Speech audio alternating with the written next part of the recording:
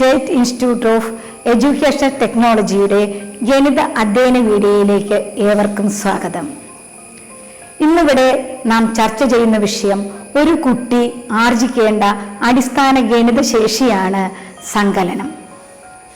അതായത് വേറൊരു തരത്തിൽ പറഞ്ഞാൽ ആവർത്തന സങ്കലനമാണ് ഗുണനം. ഉദാഹരണമായി 10 കുട്ടികൾക്ക് ഓരോ മിഠായി വീതം നൽകുന്നു എന്ന് കരുതുക.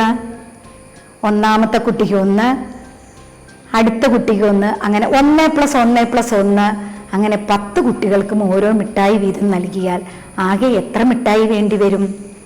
1+1+1+1 ഇങ്ങനെ 10 തവണ 1 ആവർത്തിച്ച് സങ്കലനം ചെയ്യുമ്പോൾ നമുക്ക് കിട്ടും 10 മിഠായി എന്ന്.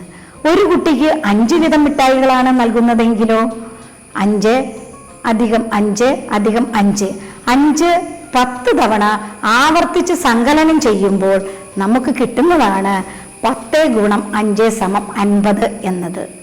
അതായത് ആവർത്തിച്ച് നമ്മൾ കൂട്ടുന്നതാണ് ഗുണനഫലമായി മാറുന്നത് എന്ന ആശയം ഓരോ കുട്ടികൾക്കും ആർജിക്കുമ്പോഴാണ് ഗണിതപരമായ അടിസ്ഥാന ശേഷിയാണ് സങ്കലനം എന്ന് മനസ്സിലാകുന്നത്.